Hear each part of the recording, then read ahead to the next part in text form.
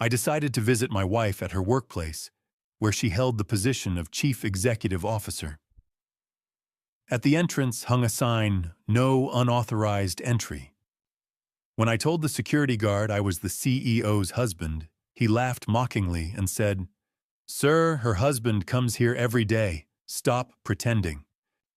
Before I could argue back, the elevator doors opened and a stranger stepped out, and I was shocked to the point of nearly fainting. Thank you for being here with me today. Before the story continues, one small thing. I'd love to know what you are doing while you listen. Are you driving, working, or just winding down? Just a quick note, certain details have been adjusted for storytelling and learning. The heart of the story, the message, is what I hope stays with you. I stood in the marble lobby of Apex Logistics, holding a lukewarm latte and a paper bag of sandwiches, completely unaware that the next 60 seconds would incinerate 28 years of my life. The air in the foyer was sterile and cold, pumped out by a central cooling system that seemed designed to discourage lingering. My name is Thane Garrison. At 56, I have spent the better part of my career as a forensic accountant, a profession that relies on the obsessive scrutiny of every minute detail until a ledger finally balances. I am a man of routines, of predictable numbers, and of a life I believed was built on a bedrock of absolute certainty. Today was supposed to be a small deviation from that routine, a pleasant surprise for my wife on her promotion anniversary. The lunch in my hand smelled of pastrami and expectations. I approached the security desk with a smile, expecting a familiar nod from the man on duty. Instead, I was met by Mike Patterson, a security officer in his late 40s, with a face like carved granite and a badge polished to a high, blinding sheen. He was a man who clearly took pride in his facial recognition skills. Yet as I stepped forward, his eyes remained flat and professional, showing not a flicker of recognition. I explained that I was there to surprise my wife, Stephanie Garrison, the Vice President of Operations. I told him I was Thane. He didn't smile back. "Sir, I am going to need you to step back," Mike Patterson said, his voice dropping into a register used for handling trespassers. "Authorized personnel only." I felt a flush of embarrassment heat my neck. I laughed, a thin, nervous sound that echoed uncomfortably against the stone walls. "Mike, it is me. We met at the company Christmas party 2 years ago. I am her husband." The officer tilted his head, his skepticism radiating like heat from a radiator. He tapped his computer screen and looked at me with a look of pity that felt like a slap. "Sir, I do not know what kind of game you are playing, but I see Mr. Garrison every single morning when he drops her off at the curb. You are not him. How could a man be a stranger in the very building he helped pay for with a decade of shared mortgage payments?" The question circled my brain like a vulture. I stood there, the brown bag growing heavy in my hand, as a sudden hollow feeling opened up in my chest. Before I could protest further, the chime of the VIP elevator rang out, a sharp, crystalline sound that drew both our eyes toward the silver doors. A man stepped out, moving with a fluid, overbearing confidence that seemed to command the very air in the lobby. This was Julian Cross. At 44, he was a venture capital partner who looked like he had been meticulously curated for success, from his tailored suit to the blinding glint of the Patek Philippe watch on his wrist. Mike Patterson's face immediately transformed, his stern features softening into a deferential grin. "Good afternoon, Mr. Garrison," Mike called out. Heading out for lunch, the man, Julian Cross, didn't even slow down. He gave a casual wave, his movements practiced and easy. "Thanks, Mike," he replied, his voice a smooth baritone that made my skin crawl. "Tell Stephanie I will be back with the car in 10. The air in the lobby turned to ice. My lungs refused to work. I watched him walk past me, not even sparing a glance for the man standing there with a bag of sandwiches and a dying latte. He was using a security badge that bore the name Garrison, and as he adjusted his sleeve, the sunlight caught the watch on his arm. It was a limited edition piece, a distinct chronograph with a blue dial.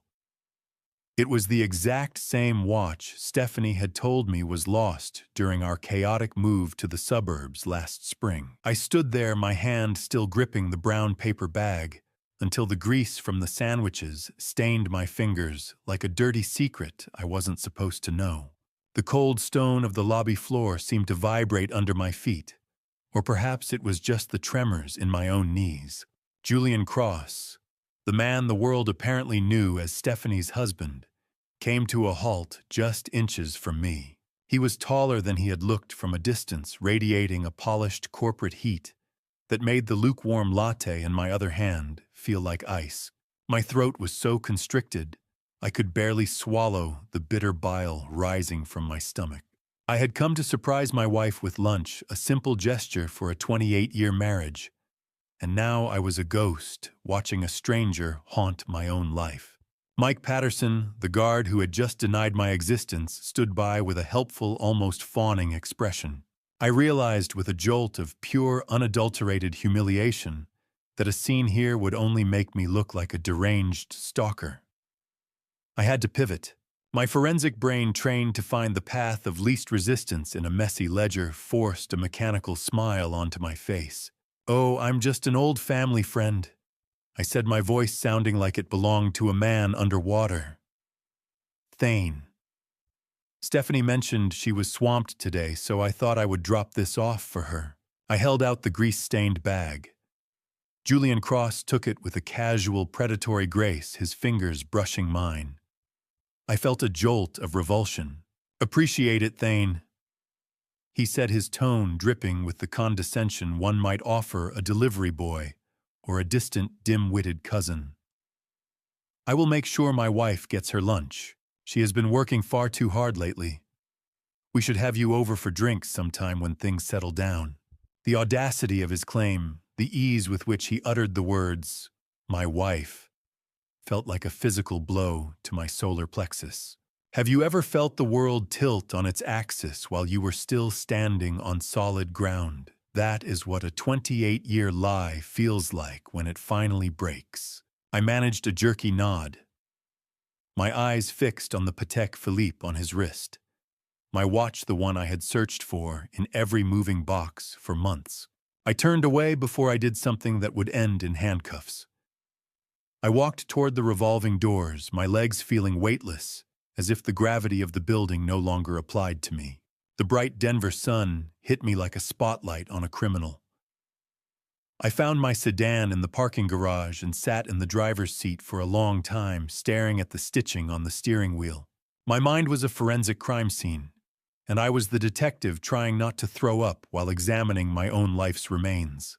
I finally turned the key, the engine's roar sounding hollow and distant. The drive from downtown toward our home in Washington Park was a blurred montage of autumn leaves and traffic lights. Every street corner reminded me of a memory that was now under audit. Did she love me on those corners? Or was Julian waiting for her a block away? As I sat at a red light on University Boulevard, Julian's car, a charcoal Mercedes I'd seen in the lobby, idled 2 lanes over, heading the same way. He was oblivious to me, but as he adjusted his sun visor, I saw it. Hanging from the rearview mirror was a small brass key on a distinctive leather fob. It was the spare key to our front door, the one I had reported lost 2 months ago, after Stephanie claimed she'd dropped it in the park. My hands tightened on the wheel until my knuckles turned white. As I pulled into my driveway, a single cheerful text popped up on the dashboard screen from my daughter, Aria. "Hey Dad, making your favorite." I stared at the text from Aria, my thumb hovering over the screen. For the first time in 26 years, the sight of her name didn't bring me peace. It brought a cold, creeping dread. The domestic warmth of our Washington Park home felt like an elaborate stage set, one where I had forgotten my lines, while everyone else was performing perfectly. I pushed open the heavy oak door, my legs feeling leaden. Aria Garrison, my 26-year-old daughter, was already in the kitchen. She was a woman who seemed to experience life primarily through the polished lens of her smartphone, curated and filtered. with a high-end wardrobe that her career as a struggling content creator could never realistically justify. She looked up and beamed at me a smile so radiant it felt predatory. "You look like you have seen a ghost." "Dad," she said, her voice lilting with a strange, upbeat energy. "Sit down. I made your favorite chamomile blend." I dropped my briefcase on the floor, the sound echoing too loudly in the high-ceilinged room. "I am just tired, sweetheart." It was a long day at the firm. I lied the image of Julian Cross wearing my watch still burned into my retinas. I watched her move around the kitchen island. There was a precision to her movements that unsettled me. She wasn't just making tea, she was performing a ritual. The silver spoon clinked against the porcelain cup, with a rhythmic, metallic, sharp tone that set my nerves on edge. She pressed the warm cup into my hands, her own fingers slightly trembling. Is there a specific sound a heart makes when it suspects its own flesh and blood is sharpening the knife? I stared into the pale gold liquid, the steam carrying the heavy floral scent of chamomile. Yet beneath it, I caught something sharper, a faint metallic tang that didn't belong. "Drink it all," Dad. Arya urged, her eyes darting toward her phone on the counter. "Mom called and said she will be home very late tonight, so you should just turn in early and get some rest." I took a sip. The liquid was soothingly warm, but that strange, bitter aftertaste lingered on the back of my tongue like a chemical warning. I looked at her, searching for a trace of the little girl I used to carry on my shoulders. "Since when did you and your mother start coordinating my sleep schedule?" I asked, trying to keep my voice steady. Arya didn't blink. She just laughed, a sound as hollow as a porcelain doll. "It is just a new herbal honey I bought at the market, Dad. It is supposed to be extra potent for stress. Drink up." I swallowed another mouthful, my forensic brain screaming at me to stop, to analyze, to audit the very air I was breathing. But the exhaustion from the day's revelations was a heavy shroud, and I found myself draining the cup simply to end the performance. Within minutes, the floor began to tilt. The walls seemed to breathe, expanding and contracting in a rhythmic pulse that made my stomach churn. The world dissolved into a hazy velvet gray. My limbs became detached, distant things I could no longer control. Arya's face blurred into a pale oval, her bright smile the last thing to fade. I tried to speak, to ask her why, but my tongue was a thick, useless piece of cloth in my mouth. I stumbled toward the stairs, my vision fracturing into a kaleidoscope of shifting quads. I collapsed onto the bed, the silk sheets feeling like ice against my skin. As the darkness pulled me under, the last thing I saw through the blur was the security monitor on the bedside table. The gates were swinging open. Julian's charcoal Mercedes was pulling into our private driveway, its headlights cutting through the dark like the eyes of a wolf. My daughter was already standing at the front door, opening it wide with that same welcoming radiance. Waking up felt like clawing my way out of a deep, muddy grave. The sunlight hitting my face was too bright, too cruel, and the silence in the house was far too loud. I tried to lift my head, but it felt as though my skull had been filled with wet concrete. My tongue was a dry sandpaper slab, glued to the roof of my mouth, and a sharp, metallic tang coated my throat. Slowly, the fractured memories of the previous night began to reassemble. I remembered the floral scent of the chamomile tea Arya had served me, the rhythmic clink of the spoon, and then the dark silhouette of the charcoal Mercedes Julian Cross encroaching on my driveway, like a predator entering its territory. I forced myself to sit up, the room spinning in a dizzying kaleidoscope of beige and white. My bedside clock glared at me. 10 a.m. 10 a.m. I never sleep past 6. My internal clock is as precise as the ledgers I audit. Yet here I was, 4 hours behind schedule, with a head that felt like it had been put through a centrifuge. I reached for the half-empty cup of tea resting on the nightstand. My fingers were trembling, a faint numbness prickling at the tips. I tilted the porcelain toward the light and froze. At the very bottom, swirling in the dregs of the cold liquid, were tiny, undissolved white crystals. I recognized that sediment. It wasn't honey or sugar. It was the calling card of a chemical blackout. What did you put in that tea, Arya? The betrayal hit me harder than the drugs. I realized then that the dose hadn't been a mistake. It had been a calculated strike of high-strength Ambien, enough to put a grown man into a 12-hour coma. How do you reconcile the daughter who used to hold your hand at the zoo with the woman who just served you a chemical blackout? I staggered to the bathroom, splashing cold water on my face until the fog in my brain thinned.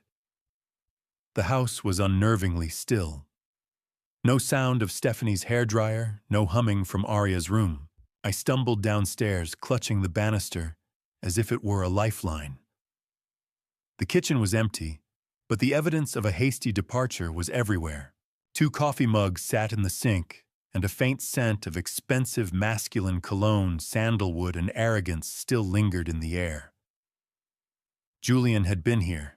He had likely slept in my guest room, or perhaps even my bed, while I was dead to the world upstairs.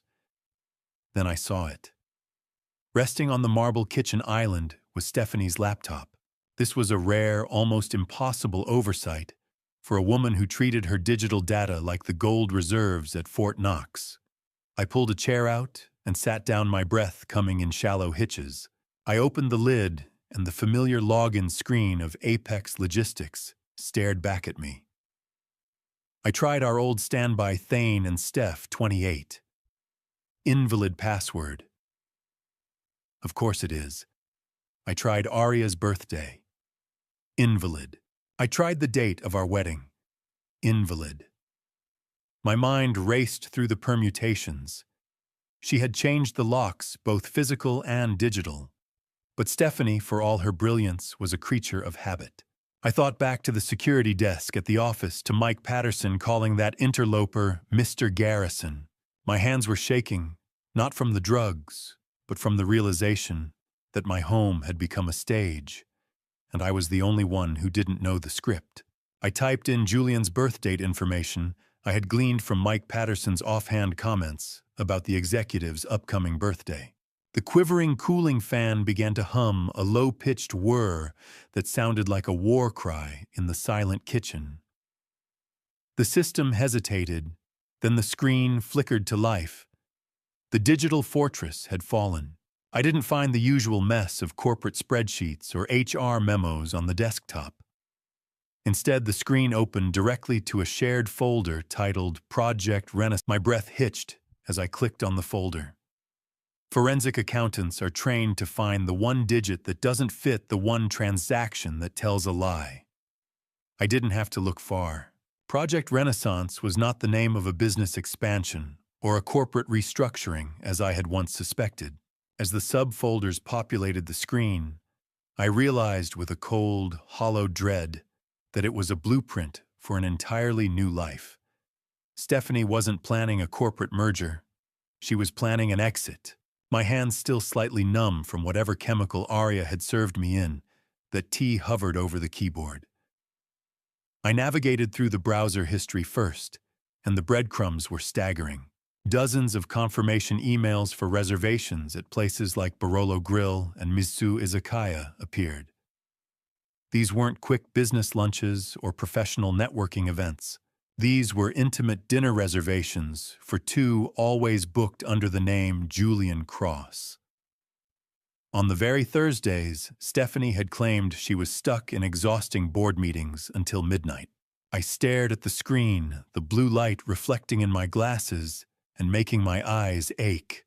Meetings, Stephanie, I whispered to the empty kitchen. You were ordering vintage Barolo and sharing appetizers while I was reheating leftover lasagna and worrying about your stress levels. The digital trail was a map of my own foolishness. It had been a ritual for 18 months, not a series of unfortunate affairs. Have you ever looked at the person you've slept next to for half your life and realized you were just a line item in their budget, a liability to be written off? The betrayal was no longer just emotional. It was a forensic certainty. I opened a password-protected Excel file next, using the same birth date that had unlocked the laptop. It was a meticulous ledger of personal expenses kept entirely separate from our joint family trust and my professional oversight. My eyes scanned the rows of figures with the practiced ease of a man who had spent 30 years hunting embezzlement in corporate boardrooms. Stephanie had established a shadow account, siphoning off funds under the guise of consulting fees for Julian Cross. My heart hammered against my ribs as I saw the specific entry from last spring, a wire transfer of $50,000 to a luxury boutique. The description read, "business consulting," but I knew that exact amount. It was the price of the limited edition Patek Philippe Julian had been wearing at the office. Consulting fees. To her own lover. She didn't just break my heart. She audited my soul. Totaling the columns in my head, I realized she had siphoned off over $600,000. She bought him the life I built for her with my own sweat and long nights. The bitter taste of the drugs was still lingering in my throat, but it was nothing compared to the acid of this revelation.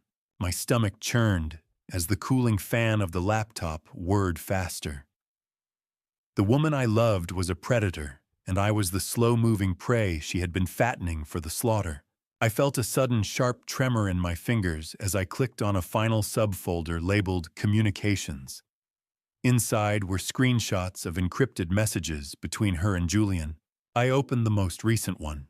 Julian had joked about how easy it was to keep me sedated, and Stephanie had replied with a laughing emoji, calling me a necessary obstacle to be cleared before their permanent relocation to Lohi. My breath came in shallow, jagged gasps. I was an obstacle, not a husband, not a partner. I was just a hurdle to be jumped over. I scrolled to the bottom of the last email chain and froze. The adrenaline that had been keeping me upright vanished, replaced by a coldness that felt like death. It wasn't just Julian Cross in the loop. There was an BCC'd email address I recognized instantly. It was a private. I didn't want to click it. I prayed it was a mistake, a spoofed address, anything but the truth. But as an accountant, I knew the numbers never lie, and neither does the BCC line. My stomach performed a slow, sickening roll as the realization settled in. Aria, the daughter I had protected and provided for, was not just a bystander. She was a silent partner in my erasure. I heard the low hum of the garage door opening, a sound that usually brought me comfort, but now felt like a death knell. I scrambled to close the browser tabs, clearing the history with trembling fingers, and shut the laptop lid just as the heavy thud of the kitchen entrance echoed through the house. I sat at the kitchen island, forcing myself to take a sip of cold coffee, my heart hammering a frantic rhythm against my ribs. Stephanie walked in, looking every bit the high-powered executive. Her suit was impeccable, her hair a perfect blonde coil, but in my eyes she was now a stranger in a familiar mask. "Honey, I am home," she said, her voice smooth and practiced. "How was your day? You look a bit pale." I forced my facial muscles into what I hoped was a tired smile. "Just a lingering headache from earlier," I replied, watching her every move. "How was the board meeting?" She set her designer bag on the counter with a soft thud. "Meetings were exhausting," she sighed, beginning to untie her silk scarf. "Julian and I had to restructure the Q4 targets until our eyes practically bled. He is quite the workhorse, you know." It was fascinating to watch her. Stephanie had no idea that I had spent the last hour auditing her lies. She started weaving Julian Cross into the conversation with a new, bold confidence, as if by making him a recurring character in her professional stories, she could normalize his eventual presence in our personal lives. Have you ever played a game where you already know the ending, but you have to act like the score is still 0-0? That is what looking at my wife felt like. I was the audience in a theater of one watching a performance I had already deconstructed. I observed her as she draped her coat over the chair. A faint, unfamiliar scent drifted toward me, a warm, masculine woodiness, clearly sandalwood. It wasn't my cologne. As she reached up to massage her neck, I noticed a pale, thin indentation on her left wrist, where her wedding ring should have been. She realized I was looking and quickly adjusted her sleeve, sliding the gold band back into place with a practiced flick of her fingers. "Julian," I said, my voice sounding sharper than I intended. "You have been mentioning him a lot lately. He must be quite efficient." She didn't flinch. "He is Thane. You would like him." The lies didn't just fall from her lips. They danced, and I was the only audience member who knew the music was out of tune. The betrayal felt physical, a cold pressure in my chest that made it hard to breathe. Stephanie announced she was going to take a hot shower to wash off the day. As soon as the bathroom door clicked shut and the water began to hiss, I moved. I went to her coat, my hands searching the pockets with a cold, forensic precision. I expected receipts or perhaps a burner phone. Instead, my fingers closed around a piece of plastic. I pulled it out. It was a gold-embossed keycard for a luxury hotel in downtown Denver. I flipped it over. In the small white signature box on the back, the ink was unmistakable. It wasn't Stephanie's elegant cursive. It was the messy, looped handwriting of my daughter Aria, confirming the room had been booked in her name. I held the hotel keycard in my hand, the plastic cold against my skin. It wasn't just a betrayal. I didn't sleep that night. Every breath Stephanie took beside me felt like a rhythmic insult. By Monday morning, the grief had hardened into a tool, a cold, surgical precision that accountants use to find missing millions. I waited until the garage door groaned shut behind her. Mercedes and Aria's sleek hybrid had vanished down the driveway before I moved. The house was mine again, at least for a few hours, and I intended to audit every inch of it. I began in the kitchen, not with breakfast, but with a sponge and a bottle of heavy-duty degreaser. Cleaning is just auditing the physical world, and I needed the clutter gone so I could see the discrepancies. I moved methodically, wiping down the marble countertops and organizing the pantry, but my focus eventually drifted to the junk drawer, the graveyard of every household's secrets. It was a chaotic mess of old batteries, rubber bands, and expired pizza coupons. I emptied it onto the island, the clatter of metal and plastic echoing in the silent room. Deep under a pile of tangled charging cables and a stack of local delivery menus, I felt something cold and heavy. I reached in my fingers, brushing against grit and dust, and pulled out a solid brass key. It was an anomaly. It didn't belong to the front door, the back gate, or my office. Stephanie always prided herself on hiding things in plain sight, mocking the obvious by placing the forbidden right under the observer's nose. The key was unadorned, except for a small, faded ribbon looped through the head. On the fabric, barely legible in the dim light of the autumn morning, were the words, "The Confluence, 214. Do you know the weight of a betrayal?" In my hand, it felt like 2 ounces of cold brass.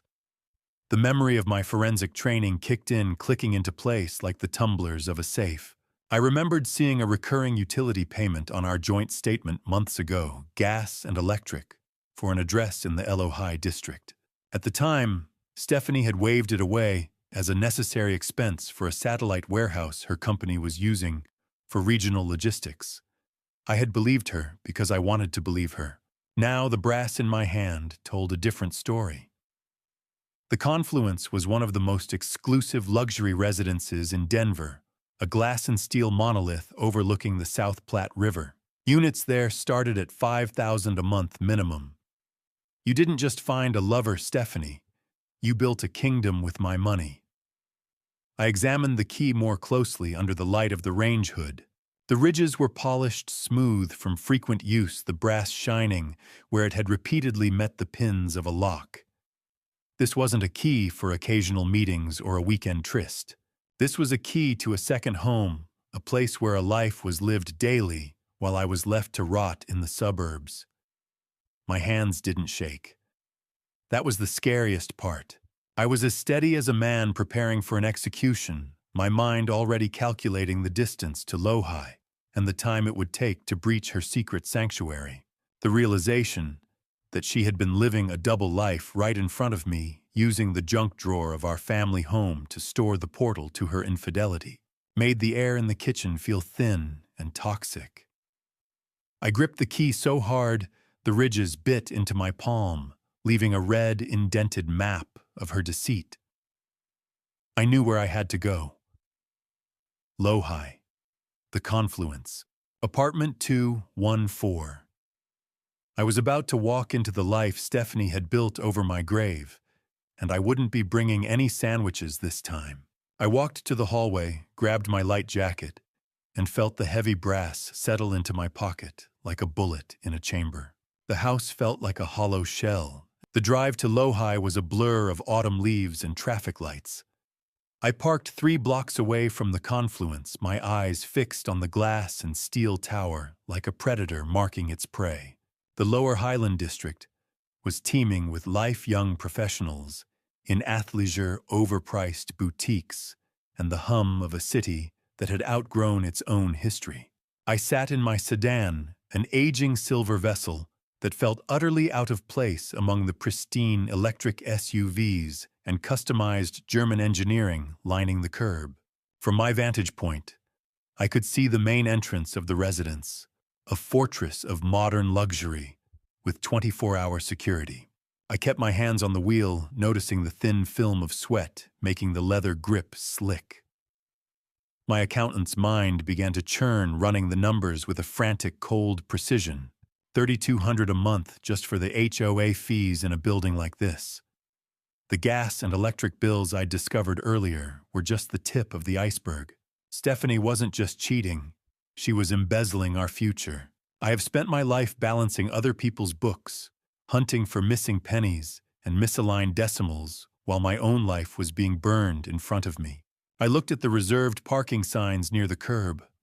One stood out marked with a black plate and white lettering. It indicated a spot for Unit 214. I squinted, and the bile rose in my throat when I saw the name printed beneath the number Garrison. She hadn't even bothered to give Julian his own name here. She had handed him mine like a used coat she didn't want anymore. Watching another man walk into your life's shadow is like watching a ghost inhabit your own skin. Would you stay in the car, or would you follow? The question pulsed in my temples, a rhythmic thudding that drowned out the radio. The smell of hot plastic in the car, baked by the afternoon sun, became stifling.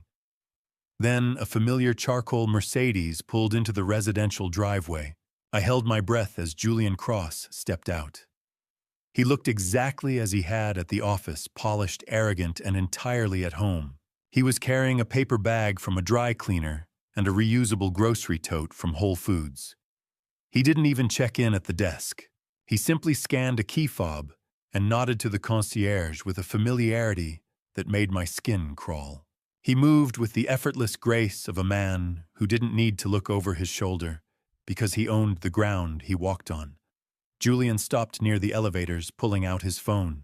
He laughed at something the person on the other end said, and I rolled my window down just an inch to catch the sound.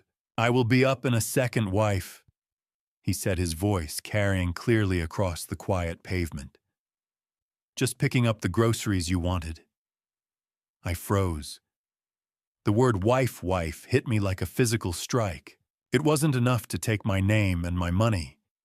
They had established a complete counterfeit marriage within those walls. "That's my life he's carrying in those grocery bags," I whispered to the windshield. The glass windows of the tower reflected the setting sun, making the building look like it was on fire. It was fitting. My world was burning too. I watched the digital floor indicator above the lobby elevators. It stopped at 2. He was home. I waited until the lights flickered on in the second-floor corner unit. Apartment 214. The sheer curtains couldn't hide the silhouette of him moving through the space, pouring a drink, settling in. Julian had settled in. Now I just had to wait for him to leave, or for my heart to stop thudding against my ribs long enough to use that brass key.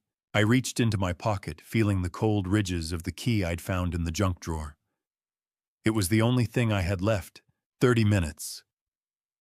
That's how long I watched the shadows move behind the sheer curtains of Unit 214 before Julian emerged again, now wearing a tailored blazer and a smile that didn't belong to him.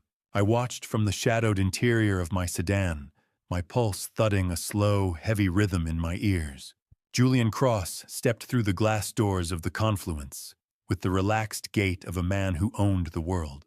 He stopped at the curb, adjusting his sleeves to reveal that familiar Patek Philippe. And then he did something that felt like a fresh, serrated blade across my chest.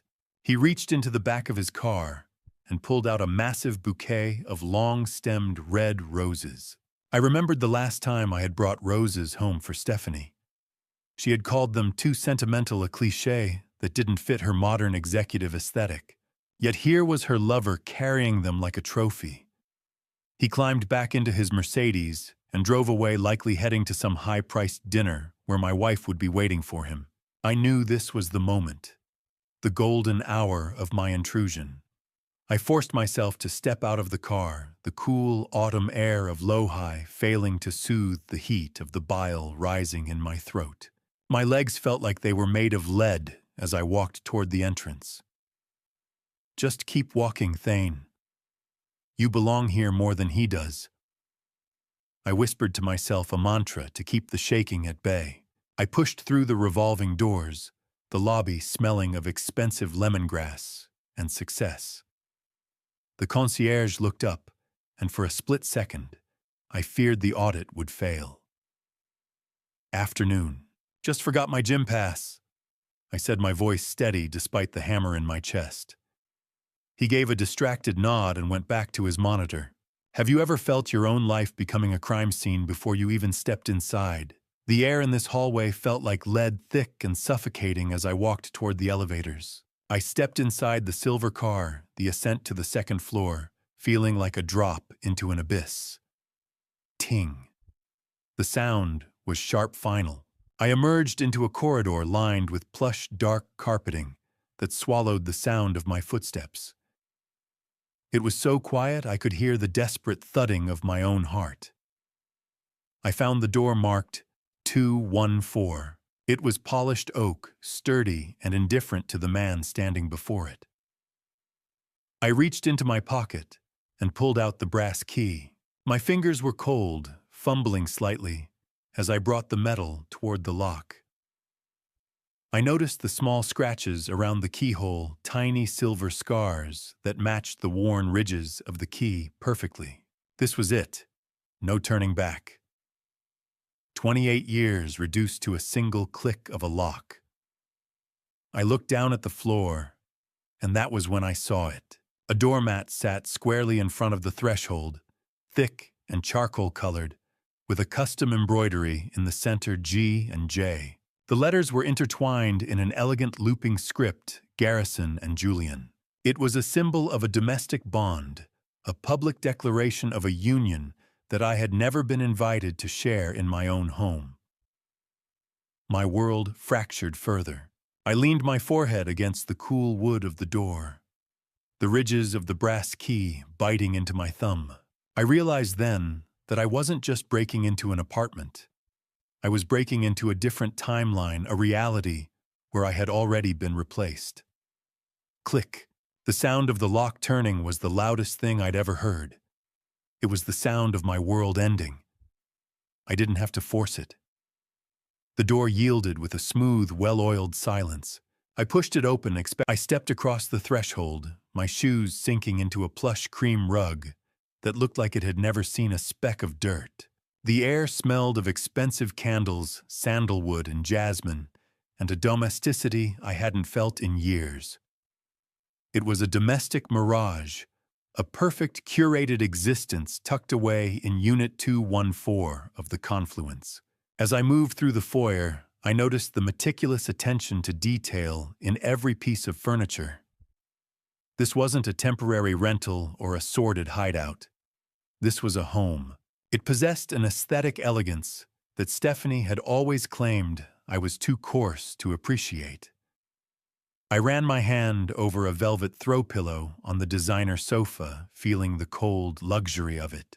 I walked to the kitchen, Opening a high-end refrigerator stocked with organic produce and artisanal cheeses, the very items Stephanie used to grumble were a waste of money when I added them to our grocery cart at home. So this is where the real Stephanie lives, I whispered to the empty, sun-drenched room. She told me she hated these candles, claimed the scent gave her migraines. Yet here the aroma was thick enough to taste. I felt a sudden sharp pang of realization. I wasn't just in another apartment. I was in the life she had kept from me, funded by the very stability I provided. I walked toward a shelf housing a vintage vinyl collection, my greatest passion. I pulled one out, a rare jazz pressing, and saw a handwritten note on the sleeve. To the man who truly understands the music of my soul, it read, signed by Stephanie. It was dedicated to Julian. She had taken my interests, the things that made me who I was, and repackaged them as a gift for another man. Have you ever seen a version of your life where you've been edited out?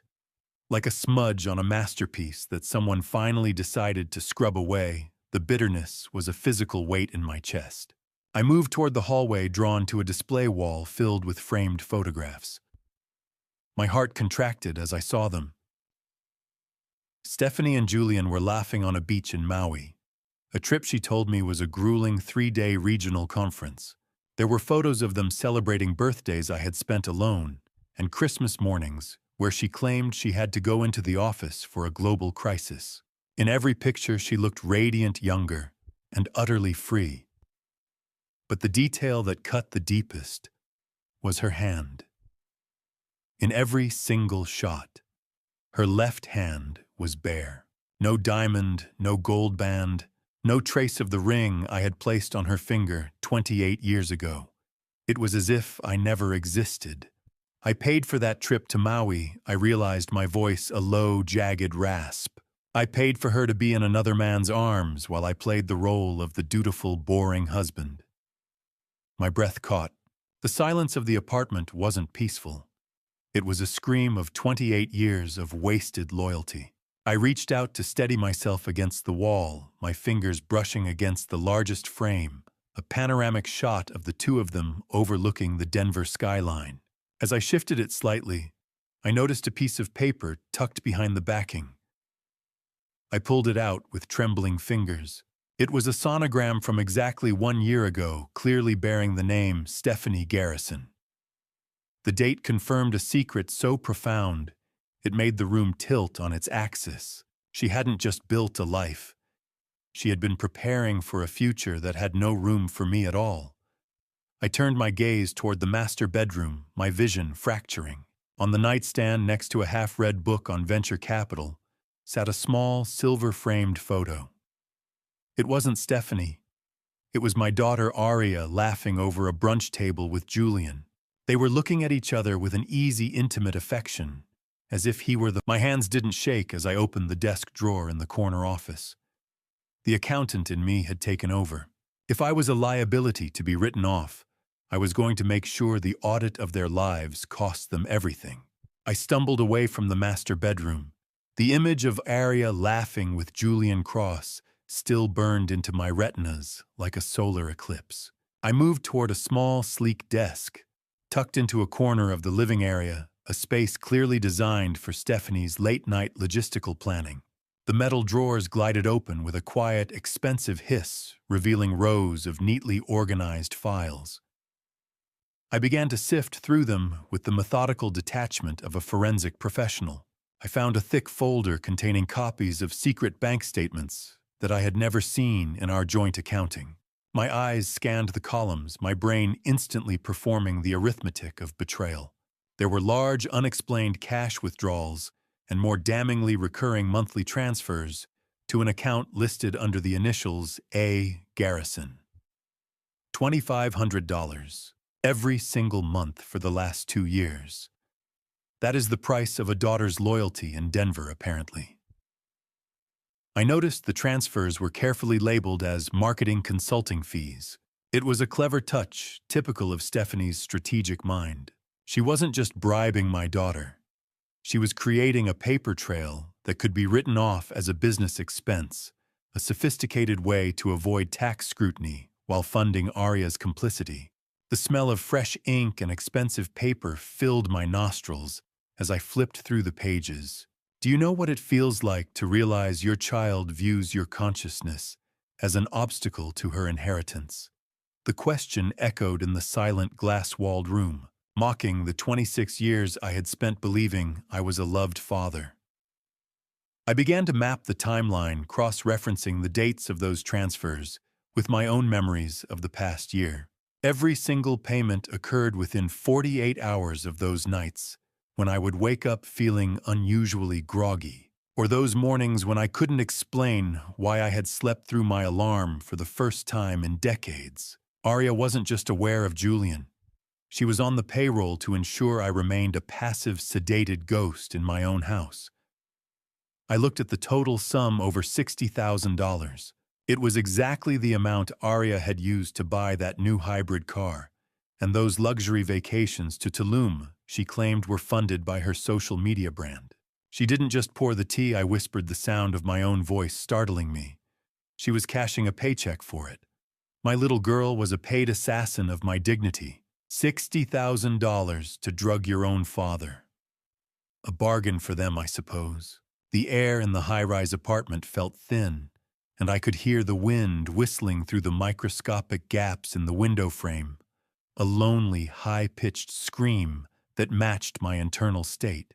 I reached the very back of the drawer, my fingers brushing against something cold and metallic.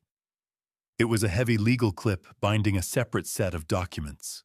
Tucked between the bank statements and a printed schedule was a small handwritten note on a yellow post-it. I recognized the looped, hurried script immediately. It was Arya's handwriting. Dad suspects nothing. The dosage is perfect. Keep the transfer coming. The ink on the paper felt like acid on my skin. I stood there staring at those words until they blurred into a jagged black smear. I folded the paper carefully and slipped it into my pocket alongside the hotel keycard. I had seen enough of the financial betrayal, the transactional nature of my daughter's love. But my search wasn't finished. Buried at the very back of the drawer was one more folder thicker than the others and bound in a professional red cover. It was labeled Strategic Exit, Assets Division. The folder was thick, bound with a professional legal clip. As a forensic accountant, I had seen thousands of these, but never one intended for my own funeral. I opened the cover, the scent of fresh ink and artificial air freshener clinging to the pages. This was the Strategic Exit, Assets Division, a meticulous blueprint for my personal and professional annihilation. I began to read, and with every sentence, the woman I had shared a bed with for nearly 3 decades dissolved into a predatory monster. Stephanie hadn't just hired a divorce attorney. She had hired an assassin of reputations. The document outlined a strategy to accuse me of emotional abandonment and, more chillingly, persistent mental incompetence. She was planning to leverage my high-stress job against me using the very grogginess and confusion caused by her drugging as evidence of early-onset dementia or a nervous breakdown. Emotional abandonment. I whispered to the empty room, my voice a jagged rasp. I was paying for her lover's lifestyle while she was drafting my obsolescence. She wasn't just leaving me. She was erasing me from the deed of our Washington Park estate and the history of our lives. I flipped through the exhibits, finding detailed logs of the times I had slept late or appeared disoriented during family dinners. They were all there, dated and described with clinical coldness, turning my forced sedation into a weapon for the court. How much is a man's dignity worth? In Stephanie's ledger, mine was worth exactly half the price of a Denver penthouse. The realization made my skin crawl with a visceral disgust that no amount of professional distance could dull. Then I reached a section that stopped my breath entirely. It was a signed affidavit from Arya Garrison. My daughter had formally agreed to testify against my fitness as a parent and a provider. In exchange for her betrayal, she was promised a deed to a penthouse unit in this very building held in a trust controlled by Julian and Stephanie. The betrayal was absolute. She wasn't just pouring the tea for pocket money. She was selling her father's sanity for a view of the Rockies. I pulled out my phone, my movements becoming mechanical and precise. I began to document the crime, the flash of the camera illuminating the sterile workspace with every click. I photographed every bank statement, every page of the exit strategy, and the handwritten notes that proved their conspiracy. A good accountant never leaves a footprint, I reminded myself, my forensic instincts overriding the scream of my shattered heart. Once I had captured it all, I carefully replaced the legal clip and returned the folder to its exact position in the back of the drawer. I wiped the desk surface with the sleeve of my jacket, removing any trace of my presence. The air in the low-high apartment felt thin, toxic, with the scent of a life stolen and repackaged. I walked out of that building a ghost. The Thane garrison they knew was dead. The one who remained was an audit they would never survive. In the assets division list, I found one final insult. Stephanie had listed my father's gold heirloom watch, a piece of zero market value but immense sentimental worth, as a luxury asset to be liquidated. She didn't want to leave me even a single memory. As I stepped into the elevator, the silver doors reflecting my hollowed-out expression, I saw a familiar, sleek hybrid pulling into the residential garage through the glass partition. It was Aria. She wasn't just staying with a friend tonight. She was coming here to this second home built on her father's drugging to play house with the man wearing my stolen watch. The lock of the elevator hissed shut, and I descended into the darkness of the garage.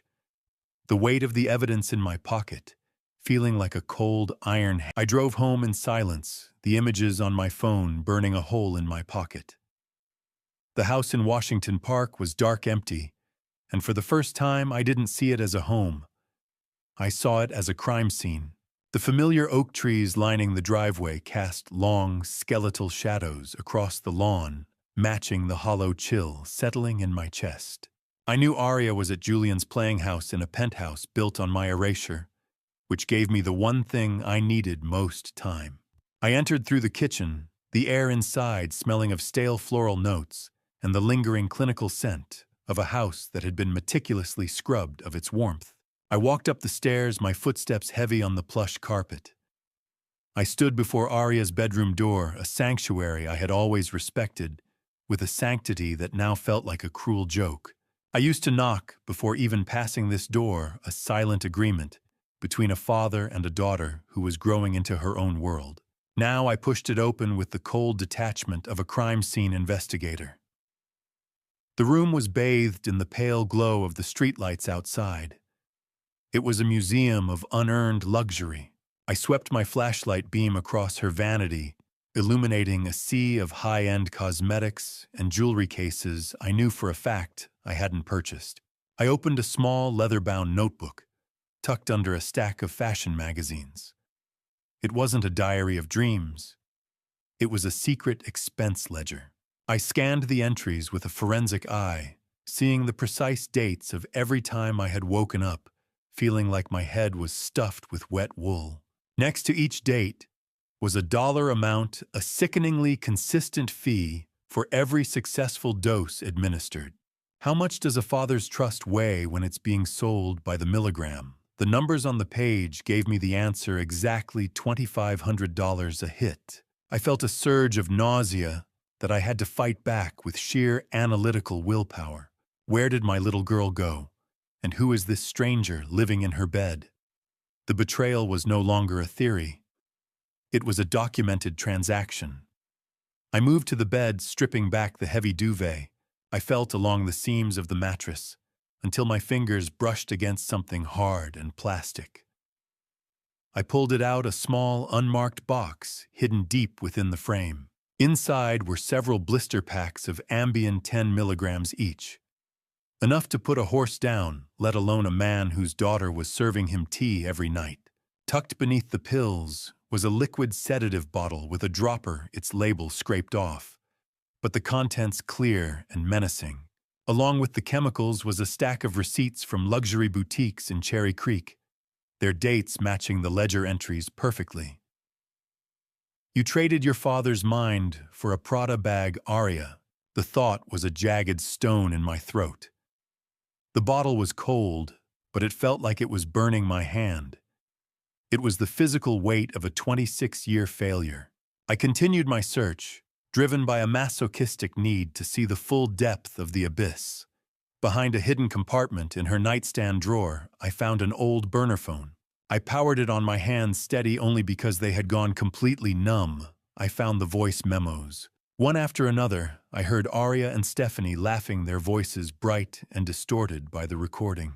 They were mocking me, joking about how stupid and dazed I looked after the evening tea, laughing at how easy it was to manipulate the man who provided everything they touched. I listened until I couldn't breathe, the sound of their mirth echoing in the empty, dark room like a death knell. I tucked the bottle and the receipts into my jacket, the weight of the evidence feeling like a loaded gun. My daughter had provided the weapon, and my wife had provided the motive. Now I needed a professional to help me build the gallows. The office of Porter and Associates didn't open until 9, but I was standing at the glass doors at 7:30, the evidence in my pocket feeling like a loaded gun.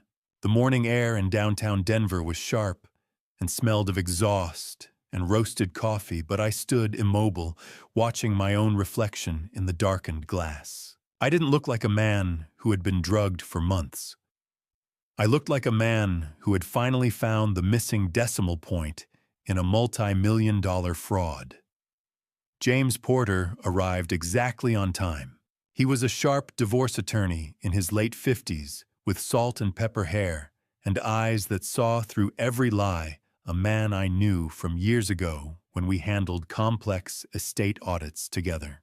He led me into his office, a space filled with the heavy scent of mahogany and the smell of office coffee. I spread the evidence across his large oak desk, the high-resolution photos of the Lohi apartment, the detailed ledger showing the $60,000 bribe to Arya, and finally the small, clear bottle of Ambien I had taken from under her mattress.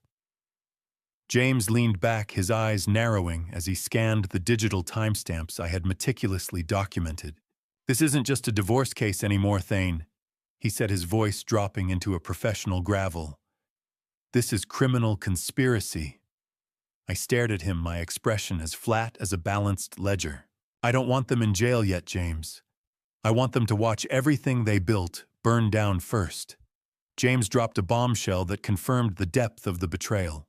He revealed that Stephanie had actually sent a junior associate to his firm's partners months ago, inquiring about the legal requirements to declare a spouse mentally incompetent for civil guardianship. The audit of my life hadn't just been about an affair. It was an organized, hostile takeover of my very personhood. Have you ever looked at a law book and realized it was the only thing standing between you and a slow, chemical death? The thought made the fluorescent lights above us seem to flicker with an icy, clinical judgment that mirrored my own resolve. I spent 28 years protecting her, building a fortress for our family. Now I was the one holding the scalpel, ready to cut the cancer out of my life. James began mapping the counterstrike with the precision of a general. We would file the divorce petition first to seize the initiative, but the drug evidence remained our hidden trump card. He suggested we use the documentation of the payments to Arya to argue that Stephanie was dissipating marital assets for illicit purposes. We would keep the criminal drugging allegations as a tactical leverage point, a way to force her to sign away every single claim to the Washington Park estate and our shared investment portfolios without a fight. We serve her at the office. Publicly, I insisted, feeling the rough texture of the high-bond legal paper under my fingers. It is the only way to crack that CEO armor. I want Julian there to see it. He should know exactly what he has inherited from me. James nodded, the rhythmic hum of his laser printer providing a steady backdrop as he began generating the formal affidavits. For the first time in months, I felt the shift in power. The vertigo of being the victim was gone, replaced by the heavy, reliable gravity of the law. I watched the ink dry on the legal documents, the smell of the printer toner sharp in the air. For 28 years, I had been the silent partner, the man who made the numbers work so she could shine. That man was gone. Before I left, I signed a supplemental agreement authorizing James to begin a formal recovery process for the $60,000 transferred to Aria. I wasn't going to treat it as a gift. I was classifying it as a bad debt to the estate, a liability she would have to repay in full. James handed me a pen. Once you sign this, the audit of Stephanie Garrison begins. There is no stopping it. I didn't hesitate. The walk back to my car felt different. The air in Denver was crisp, the October wind biting, but I didn't feel the cold. I had a checklist, and the first item was a call to a man named Edward Grant. I sat in the driver's seat of my sedan, the familiar scent of old leather providing a grounded contrast to the high-stakes game I was about to play. I opened the digital folder I had exhumed from Stephanie's laptop, the one labeled Project Renaissance. For months I had been the oblivious husband, but now I was the forensic accountant she had once feared. I began to deconstruct the market development funds she had authorized at Apex.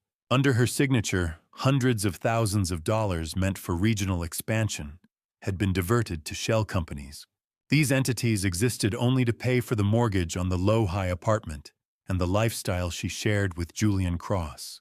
You were a brilliant executive, Stephanie, I whispered to the glowing screen, but you forgot that I taught you how to read these ledgers. The fake invoices and inflated consulting fees were amateurish when viewed through the lens of a professional audit. Conflict of interest doesn't even begin to describe this. This is institutional embezzlement. I systematically organized the incriminating data into a tight, undeniable summary. As I worked, I stumbled upon a subdirectory that made my blood run cold. Stephanie had attempted to forge my signature on several unauthorized equipment leases, a clumsy failsafe intended to implicate me as a co-conspirator if the authorities ever knocked. She had underestimated me. Her forgery lacked the specific rhythmic pressure of a man who has signed thousands of certified audits.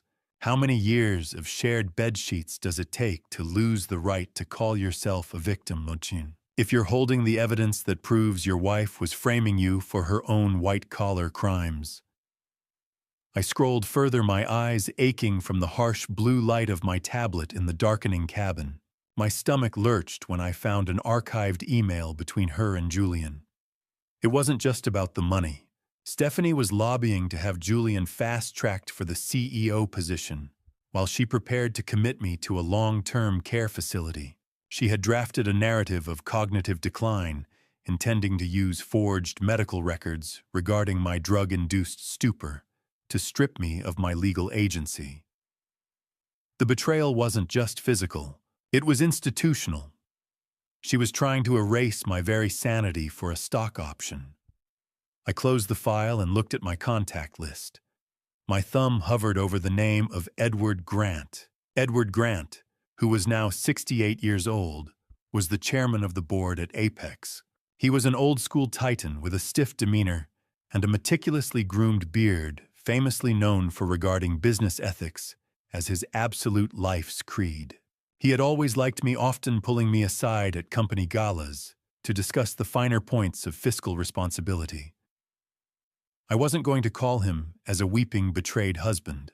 I was calling as a whistleblower delivering a risk assessment. Edward Grant hates scandals more than he loves profits, and I was about to hand him the biggest scandal in the company's 40-year history. I was not destroying Stephanie. I was simply auditing her choices and presenting the results to the stakeholders so they could make an informed decision about the leadership of their firm. The wind whistled through the window, a lonely, high-pitched sound that matched the cold clarity in my soul. I took a deep breath, my fingers feeling the chill of the October afternoon, as I tapped the icon for Edward's private cell. This wasn't about the affair anymore. This was a hostile takeover of my own life, and the first board meeting was about to begin. I adjusted the rear-view mirror, seeing a man I finally recognized, the forensic specialist.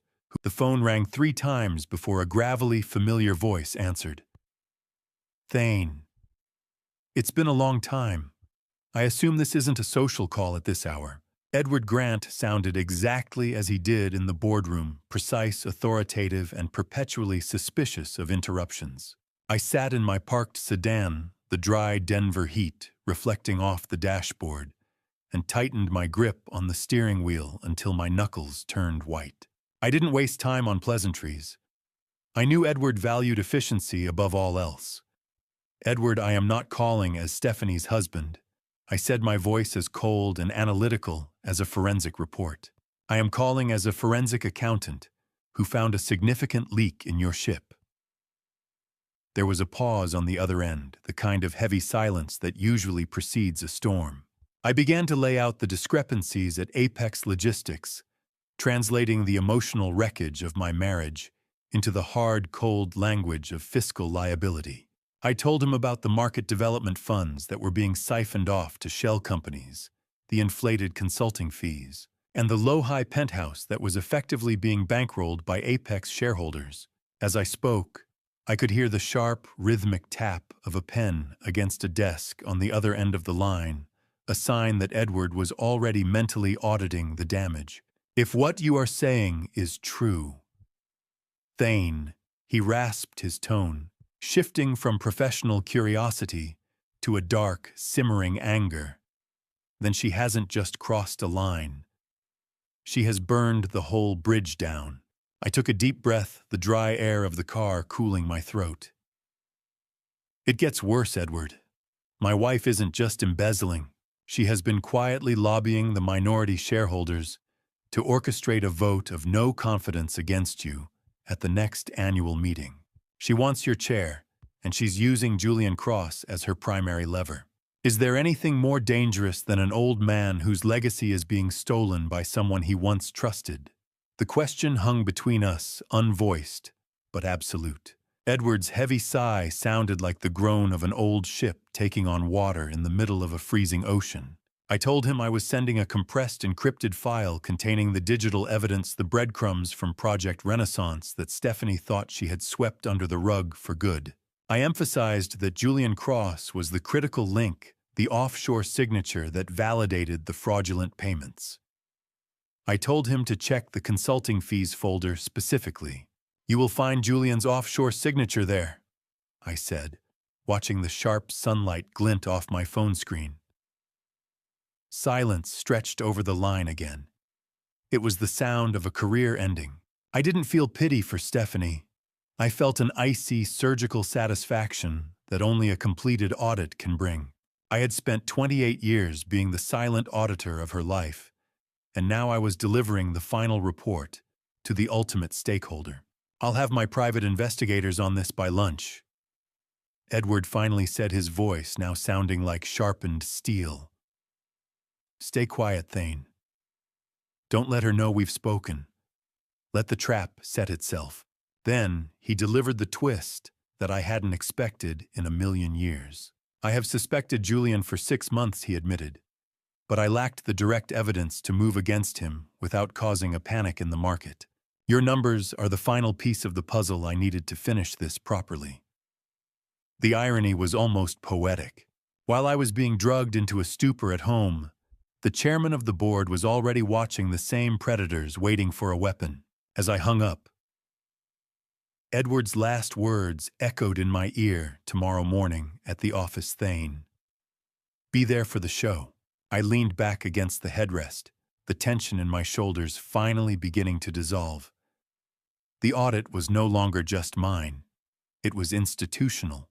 I looked out at the Denver skyline, the glass towers shimmering. I walked into the lobby of Apex Logistics at 8 a.m. sharp, wearing my best charcoal suit and a calm that felt like armor. To the receptionist, I was just a visiting spouse. To Stephanie and Julian, I was a ghost. They thought they'd successfully drugged into submission. I moved toward the seating area carrying a heavy leather briefcase that contained a physical backup of every incriminating file I had discovered. Stephanie always bragged about her digital security, but she had forgotten that paper doesn't have a back door. I sat down and watched the morning rush begin. Julian Cross entered the lobby 10 minutes later, looking every bit the victorious usurper. He offered a familiar, condescending nod to Mike Patterson, who stood behind the security console. "Morning, Mr. Garrison." "Another big day for the VP."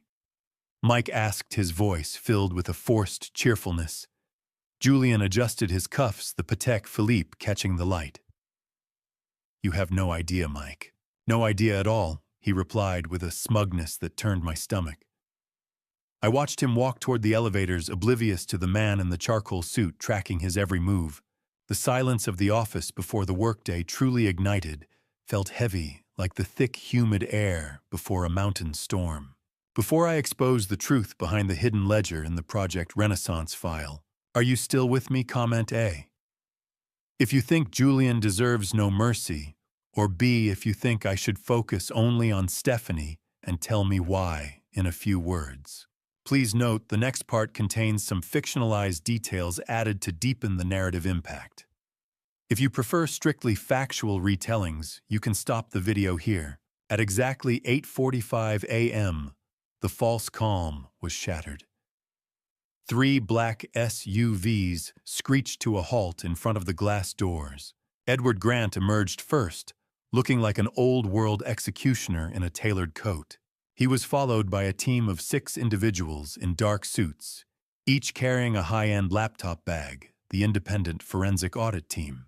I saw Mike Patterson's face go pale as he realized the chairman of the board was making an unannounced, high-profile raid. Edward marched into the lobby, his eyes scanning the room until they landed on me. "Thane, good to see you on the right side of the glass today," he said, his voice a low gravel. "Edward, I've sent the final encryption keys to your forensic team," I replied, standing up, and handed him the manila folder from my briefcase. "These are the hard copies of the market development diversions." Edward nodded once and turned to his team with an icy resolve. "Let's go, gentlemen. We have a corporation to clean." They moved as a single unit toward the reception desk. The lead auditor immediately demanded access to the executive server, and within seconds, I heard the faint, rhythmic clicking of keys as they began the remote lockout process. I stood by the glass watching the systematic dismantling of Stephanie's empire. It was a surgical operation, clean and cold.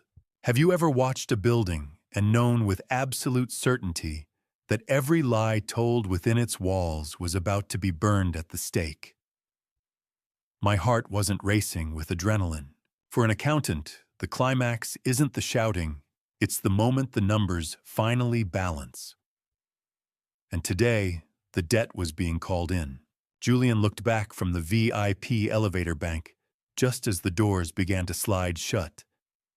He saw me standing there next to Edward.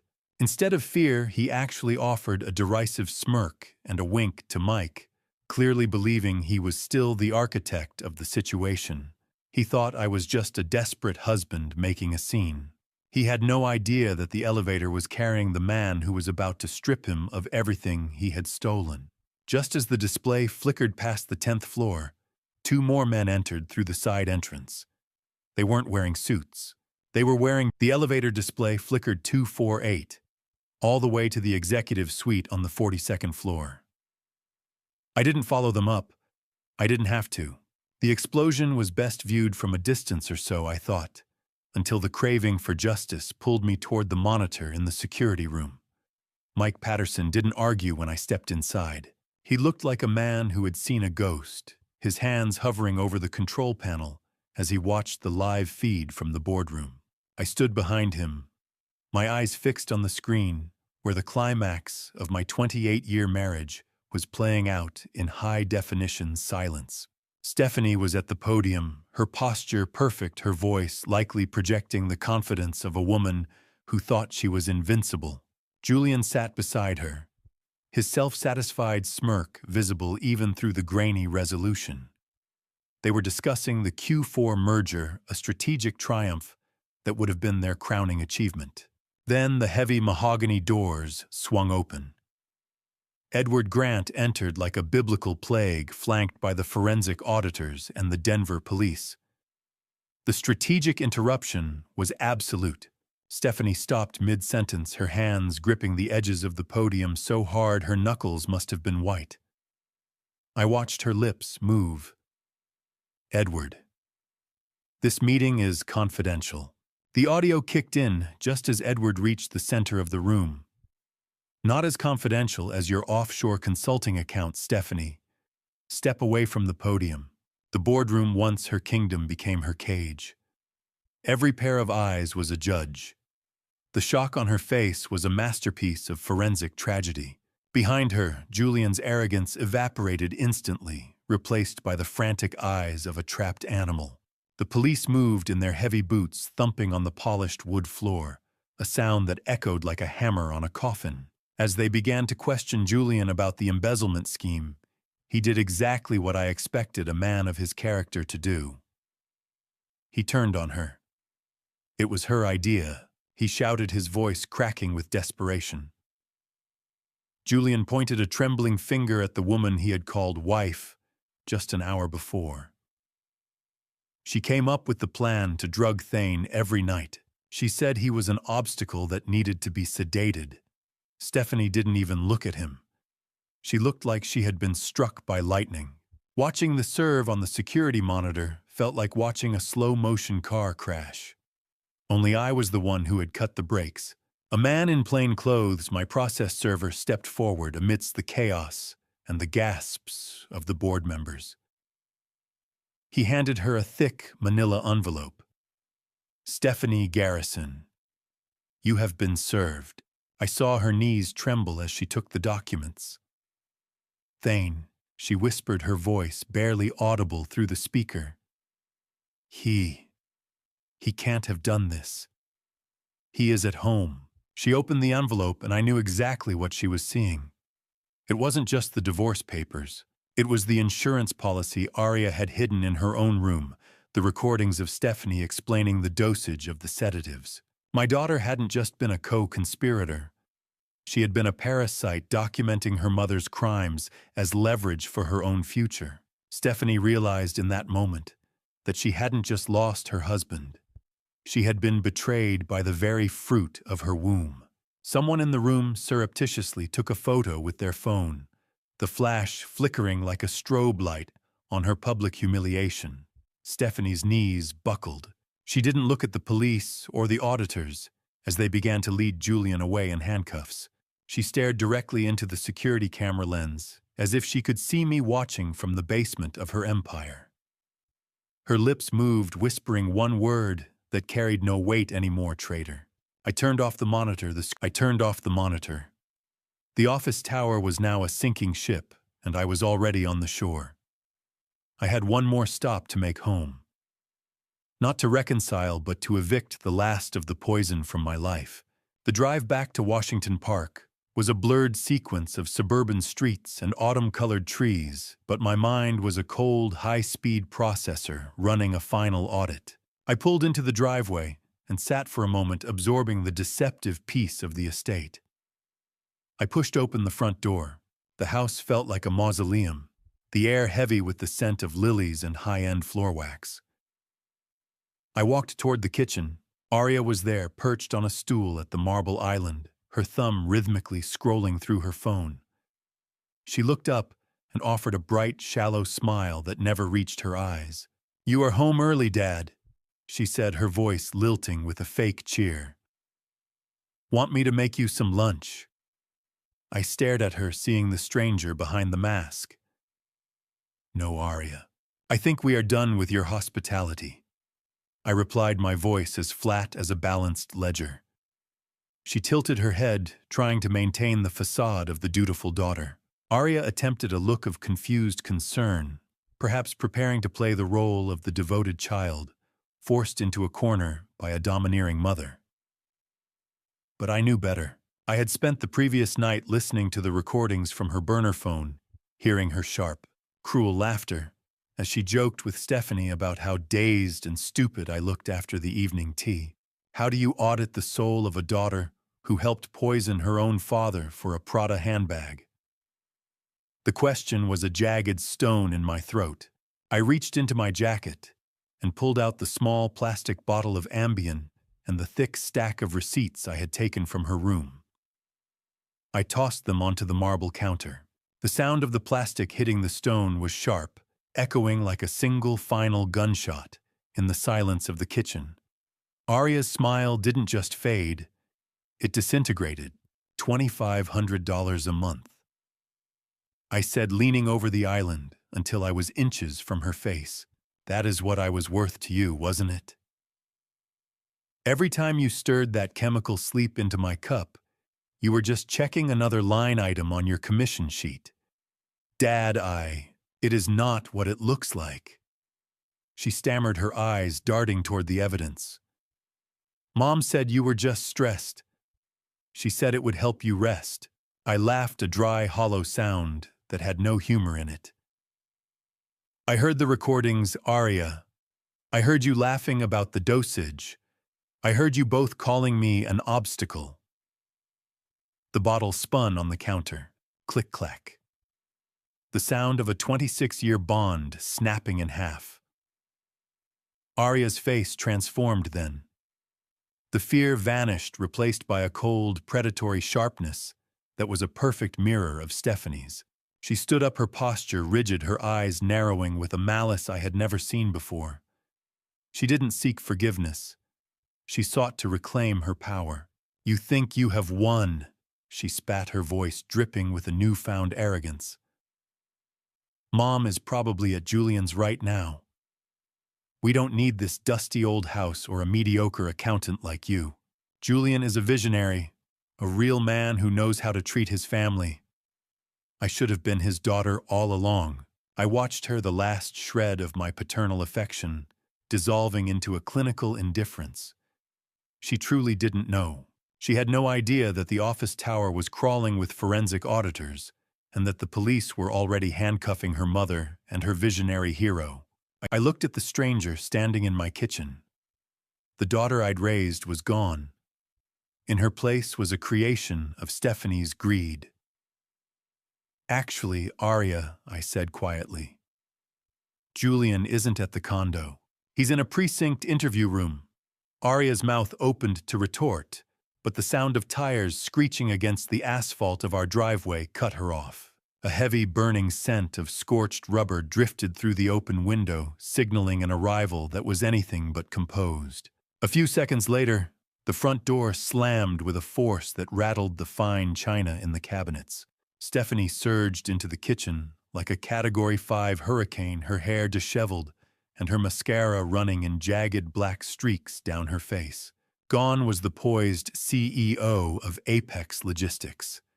In her place was a panicked animal. How dare you show your face here after the lies you told Edward Grant? She screamed, her voice cracking with a high-pitched desperation. She lunged toward me, her heels clicking a frantic, uneven rhythm on the hardwood floor. I'll ruin you, Thane. I'll sue you for every penny you've ever touched for defamation and corporate espionage. I didn't move. I simply leaned back against the counter, my arms crossed. Lies? I'm an accountant, Stephanie. I don't deal in lies. I deal in audits. You're just jealous and pathetic, she spat, trying to regain some semblance of her boardroom authority. You're trying to destroy my career because you can't handle a wife who outgrew you. Have you ever watched a powerful person realize their pedestal was built on quicksand? It's a quiet, terrifying sort of crumbling. I watched as the blood drained from her face, her eyes darting between me and Arya. You need to leave, Thane, she demanded, her voice trembling. This is my house. I'm the primary owner. I'll have the police remove you for trespassing. I reached into my pocket and pulled out a single sheet of paper, a legal stay of execution. Actually, the court has already placed this property under protective sequestration due to the evidence of your large-scale financial fraud. You won't be evicting anyone tonight except perhaps yourself. Stephanie's legs seemed to lose their strength, and she leaned heavily against the kitchen island, her knuckles white against the dark marble. I opened a thick navy blue folder that had been sitting on the counter and pushed it toward her. It was the forensic knockout blow.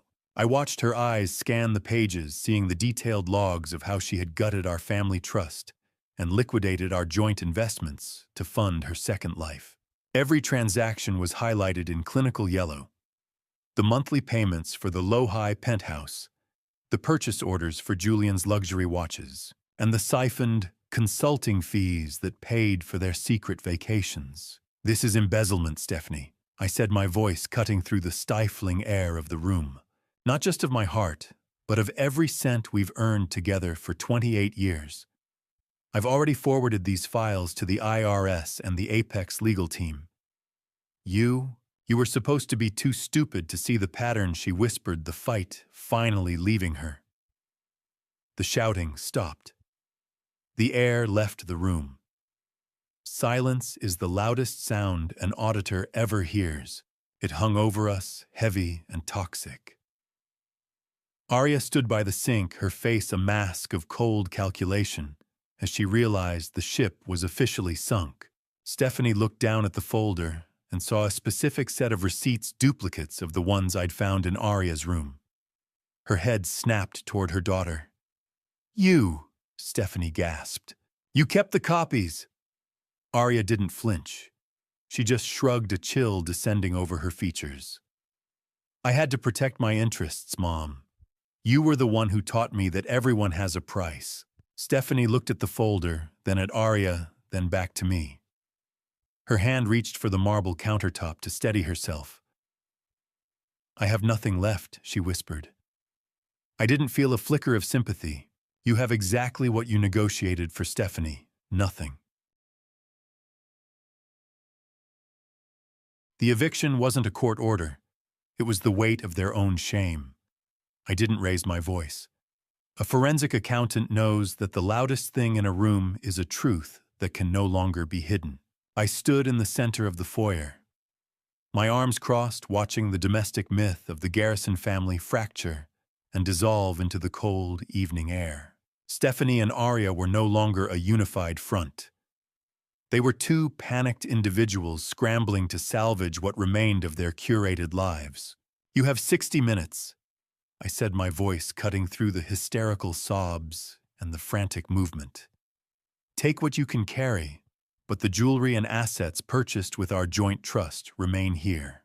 My locksmith is arriving at 8 o'clock sharp." Stephanie stopped halfway up the stairs, her expensive silk blouse stained with sweat and mascara.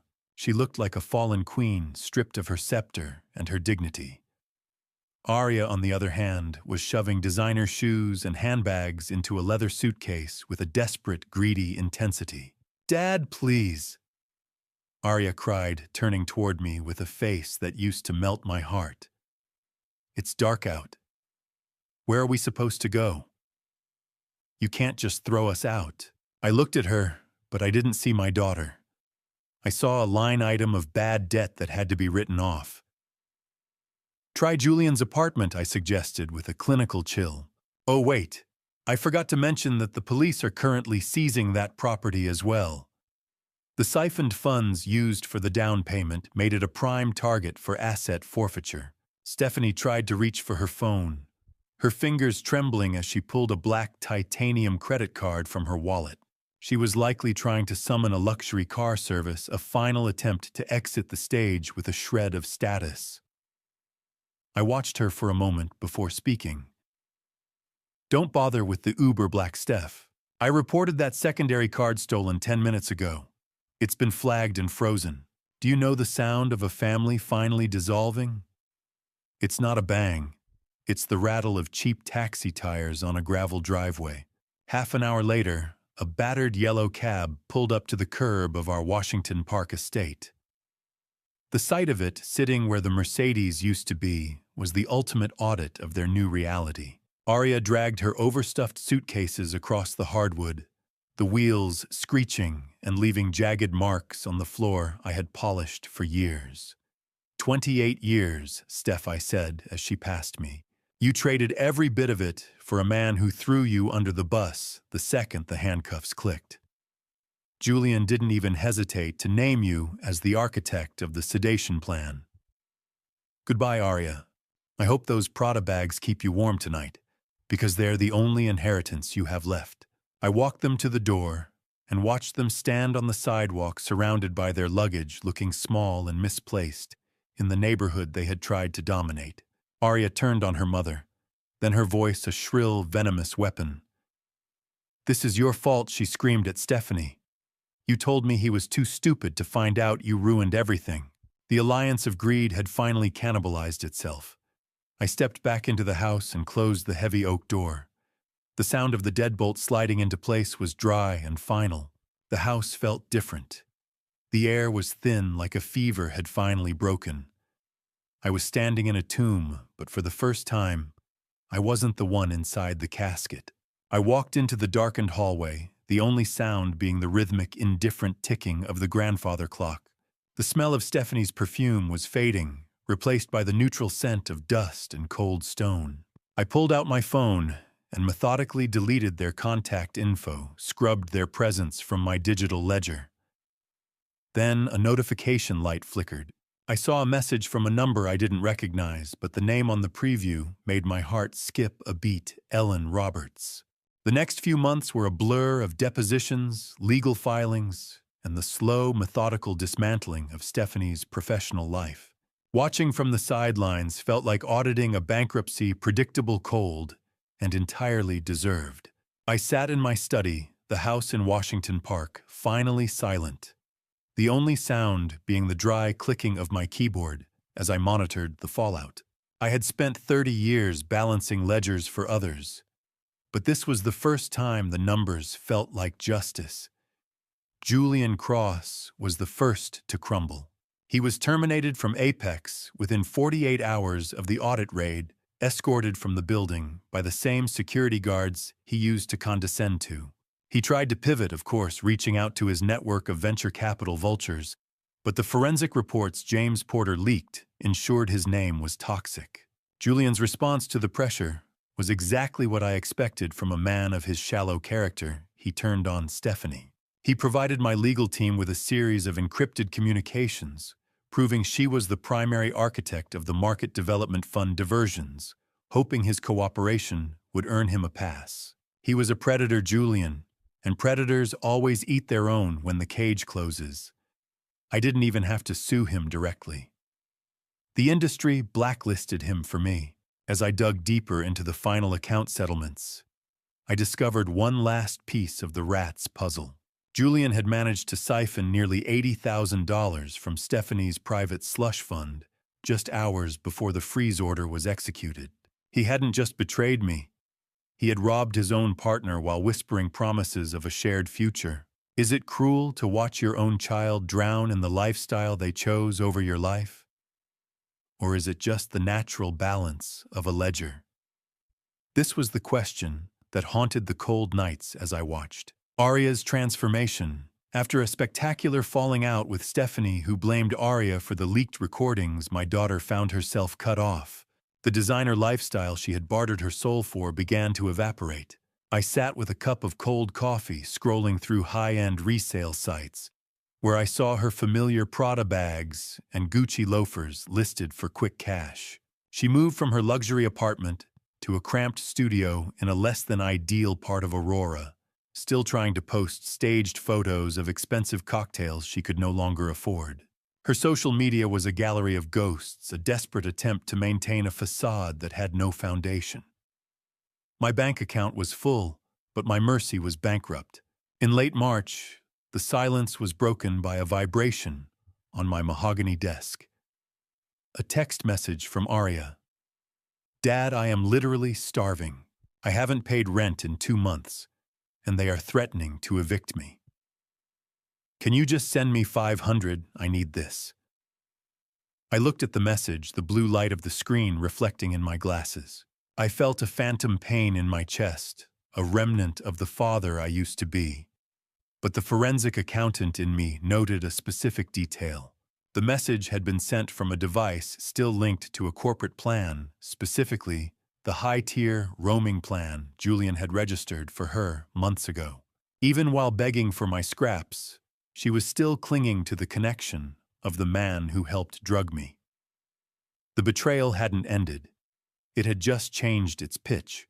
Her text sat there unread, a liability that I refused to carry into the new fiscal year.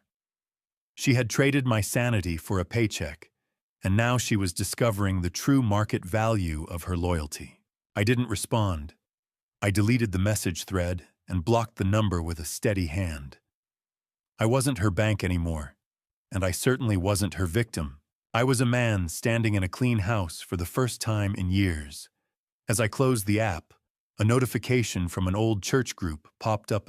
I hadn't seen Ellen since the choir rehearsals 3 years ago. Back then, she was just a kind widow with a soft voice. Now, as I sat in the back row of the community hall, she felt like the only anchor in a world that had been drifting for decades. Ellen Roberts, a woman of 50 with smiling eyes and a warm voice, was a person who found joy in simple things and absolute sincerity. She noticed me after the service at Park Hill Church, her expression softening into a genuine smile that contained none of Stephanie's practiced corporate warmth. We ended up walking together through City Park, the afternoon air smelling of fresh bread from a nearby bakery and the sharp, clean scent of newly cut grass.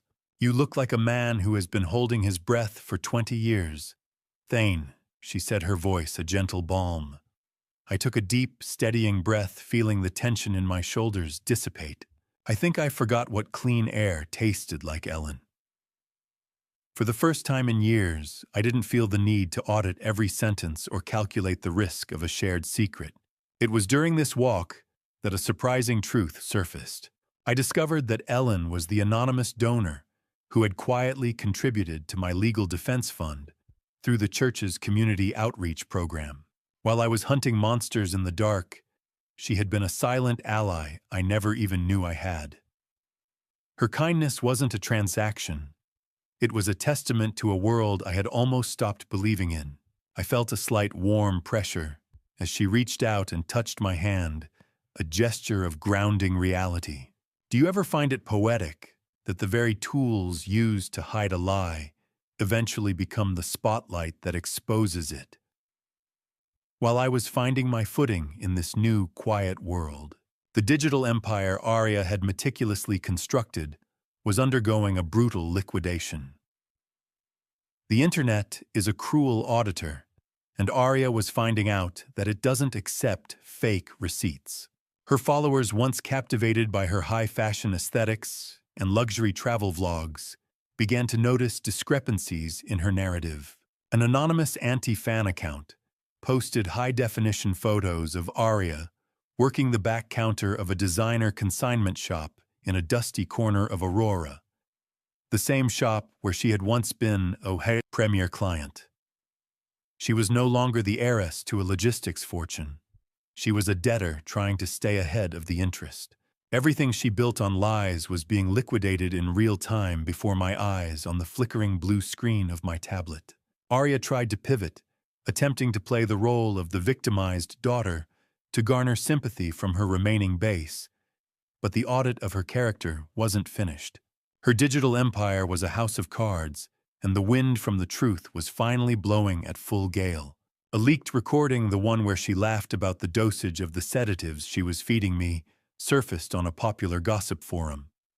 The reaction was instantaneous and savage. She wasn't just a fallen socialite anymore. She was a pariah.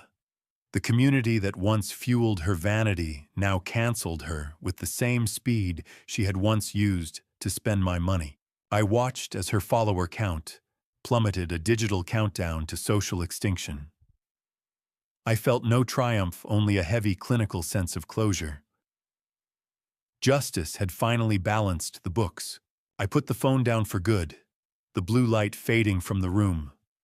I didn't need to read the comments or witness the digital stoning, but as I leaned back, a final email notification caught my eye. The sender was a private investigator named Marcus Thorne, the man Stephanie had originally hired months ago to find dirt on me. It seemed Marcus had recently changed sides, and the subject line of the email was a single chilling sentence. "The final assets are located. Some ghosts don't know when to stay in the grave."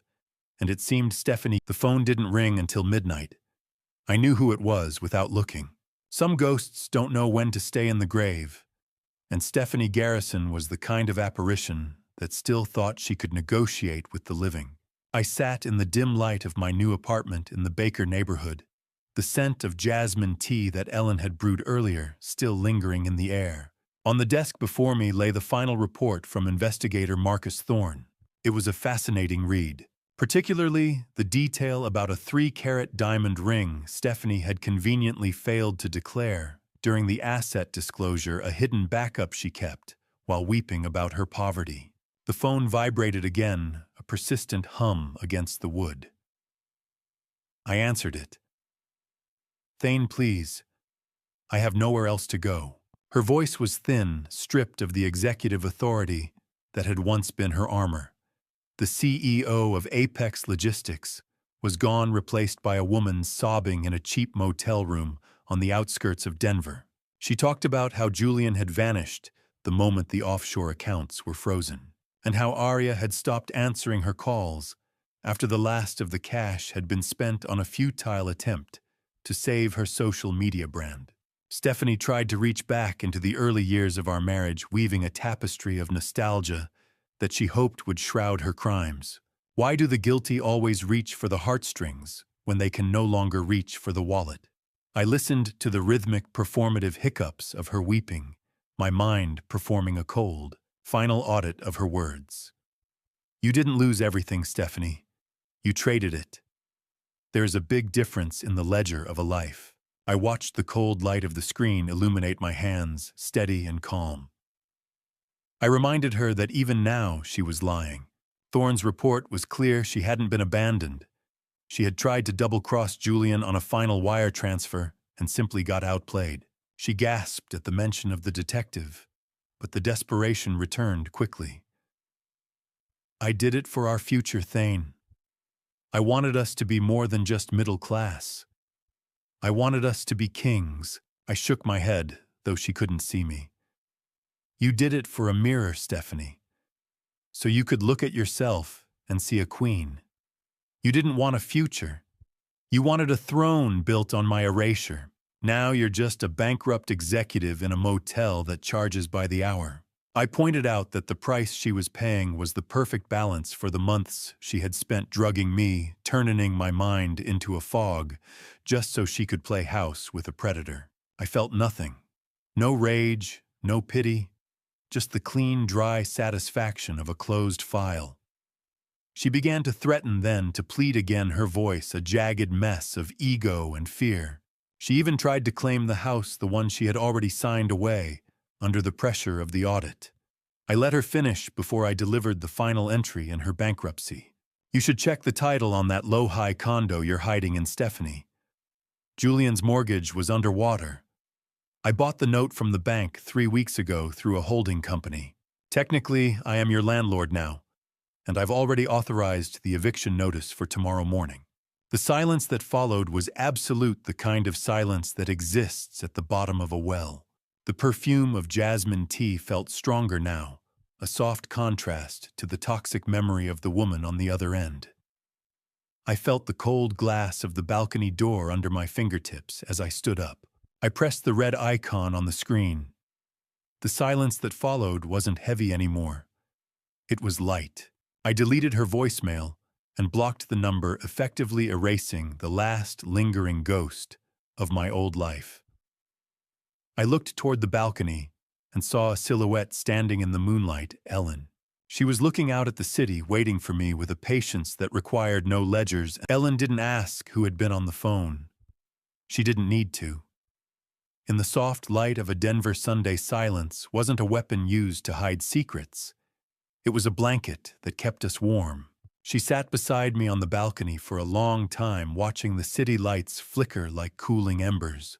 "The past has a way of trying to drag you back," she said softly, her hand resting briefly on mine. I looked at her, realizing that for the first time in nearly 30 years, I wasn't scanning a room for exits or checking my watch for the next chemical fog to descend. The morning that followed was unlike any I had experienced in my previous life. The sun spilled into my Baker neighborhood apartment, painting the white curtains in shades of pale gold. There was no frantic rush to a boardroom, no calculated deception over coffee. Instead, I stood in the kitchen and listened to the rhythmic sizzle of pancakes on the griddle. The air was rich with the smell of freshly ground coffee and maple syrup. Ellen laughed at something on the radio, a genuine unforced sound that filled the small space better than any expensive sound system ever could. I used to wake up counting the minutes until I felt normal, I told her as I set the table. Now I just wake up, and the world is already there, sharp and clear. She flipped a pancake with practiced ease. The best things in life don't need to be audited, Thane. You've spent so much time looking for what was missing that you forgot to look at what was already right. A marriage is like a corporate balance sheet. If you have to fake the numbers to make it look healthy, it's already bankrupt. My new life didn't have any hidden liabilities, no toxic assets buried in the fine print. After breakfast, Ellen retreated to the balcony to water the jasmine and ferns, leaving me with a small, worn leather book she'd found in her things. I opened it and felt a lump form in my throat. It was an album she had meticulously kept clippings and notes about the people I had helped during my career as a forensic accountant. There were letters from small business owners I'd saved from predatory partners and elderly widows I'd helped protect from scammers. I had forgotten these faces buried under the weight of Stephanie's constant reminders that I was just a mid-level functionary. This book reminded me that I was never the mediocre man Arya had claimed. I was a protector of the truth. Later that afternoon, I sat at my desk to handle the final closing of my old accounts. I wasn't hunting for fraud this time. I signed the final transfer papers to convert the Washington Park estate into a trust for a local nonprofit. It would become a sanctuary for victims of domestic abuse and financial fraud. It's not about the tax write-off, James Thurping told my lawyer over the phone as I felt the smooth paper under my fingertips. It's about the air. I want that house to breathe again without the ghosts of the Garrison name choking it. Case closed. For real this time. Have you ever felt the sheer power of saying no to a ghost?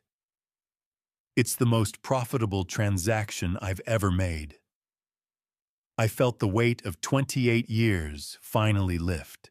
As I hit the send button on the final legal filing, an alert popped up on my secondary monitor. It was a bankruptcy notice from the Denver courts. Stephanie Garrison had officially filed for Chapter 7. Every leverage point she had, every corporate connection, and every penny of the siphoned wealth was gone. She was no longer a threat. She was a zero on a page. I closed my laptop and looked at Ellen, who was humming to herself among the plants. For the first time in 30 years, the future didn't look like a series of threats to be managed. I didn't rush to the door. I looked at Ellen, who gave me a supportive nod, her presence a silent reminder that I was no longer a man defined by the shadows of my own hallway. The rhythmic, hesitant tap at the door was a far cry from the aggressive pounding I had come to expect from Stephanie or the entitled demands of my previous life. I took a deep breath, smoothing my shirt, and walked across the room with a steady gait. When I opened the door, I found Arya standing there. The daughter I saw was unrecognizable from the girl who had traded her integrity for a designer lifestyle.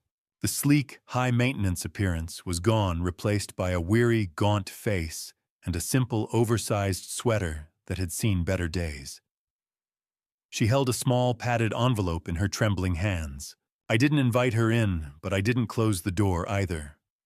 I just stood there waiting for her to find her words. "I didn't sell it, Dad." She whispered, her voice barely audible above the quiet hum of the building. "I couldn't. It was the only thing that still felt like you." She reached into the envelope and pulled out my father's mechanical brass watch. It was the heirloom Stephanie had intended to liquidate the piece I thought was lost forever in the wreckage of my home. Arya looked down at the watch, its soft ticking the only sound between us. "I wanted to tell you that I made a statement to the federal investigators," she added, finally meeting my eyes. "I told them everything about Julian's investment manipulations. Not because I thought you'd take me back, but because I needed to stop him. I needed to stop the poison from spreading. Does a father ever truly stop loving a child? Or does the love simply change into a quiet, distant form of archival data? Looking at her now, I realized the ledger of our relationship would never be simple again. I took the watch, the cool brass, feeling like a tether to a past that was finally truly resolved. Keep the change. Arya, I said quietly, referencing the money she had siphoned from me over those dark months. But the memories, those I have already rebalanced. I closed the door slowly, not in anger, but in finality. I walked back to the balcony where Ellen was waiting. The sun had dipped below the horizon, and the Denver skyline was beginning to sparkle with millions of tiny lights. I felt the warm pressure of Ellen's hand as she intertwined with me, a silent anchor in the cooling night air. "Is the ledger finally balanced, Thane?" she asked softly, leaning her head against my shoulder. "More than balanced, Ellen. It's a clean slate." I stood there for a long time, listening to the soft ticking of the watch in my hand. It was no longer a weapon used to track my chemical sedation. It was a reminder of time, precious and fleeting. I thought about the months I had spent as a victim, a man whose very sanity was being audited by predators. The city lights below were like a million small dividends paid out to a man who finally learned that the most valuable asset is a clear conscience. Stephanie's Project Renaissance had been a blueprint for my destruction, an attempt to erase me for a stock option. But as the wind from the Rockies carried the scent of pine and hope across the balcony, I realized that I was the one who had experienced a renaissance. My new life wasn't built on a foundation of lies and high-yield fraud. It was built on the simple, unshakable truth of being seen and loved for who I actually was. I felt the cool brass of the watch in my palm, not a burden anymore, but a legacy reclaimed. I looked at Ellen, and for the first time in 30 years, I didn't need an audit to know that I was exactly where I was meant to be. The shadows had receded, and the future was no longer a series of risks to be mitigated. It was a blank page. Looking back at my journey through family betrayal, I realize I spent decades auditing numbers while ignoring the moral bankruptcy growing in my own home. Don't make my mistake of confusing silence with peace or loyalty with blind trust.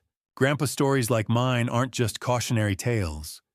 They're wake-up calls that family betrayal can happen to anyone, even to those who pride themselves on seeing through lies professionally.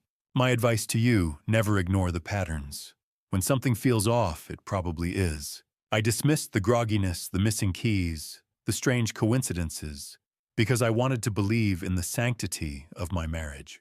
That willingness to overlook red flags nearly cost me everything: my sanity, my assets, and my dignity. The lesson I learned is brutal, but necessary. Accountability isn't just for corporations. It's for the soul. Even those closest to you can orchestrate a hostile takeover if you aren't vigilant. Grandpa's stories throughout history teach us that trust must be earned continuously, not assumed permanently. In my case, family betrayal wore the mask of care while administering poison in my evening tea. These grandpa stories exist, not to make us cynical, but to make us wise, to teach the next generation that vigilance and self-respect are not optional. I believe the Lord's timing is always perfect. He allowed the mask to fall so I could finally find a life built on truth rather than sedation and lies. God has a way of balancing the scales when we seek justice with a clear heart. While we cannot control others' betrayals, we can control our response, and that's where real power lies. Thank you for walking with me through this entire journey. I'd love to hear your perspective. Leave a comment, sharing what you would do if you found yourself in a situation where those closest to you orchestrated such a devastating scheme. Your insights matter deeply to me. If this story resonated with you emotionally, please consider subscribing to stay connected for future content. A gentle reminder: while inspired by real-world themes of deception and financial fraud, certain elements have been dramatized for narrative impact. If this type of content doesn't align with your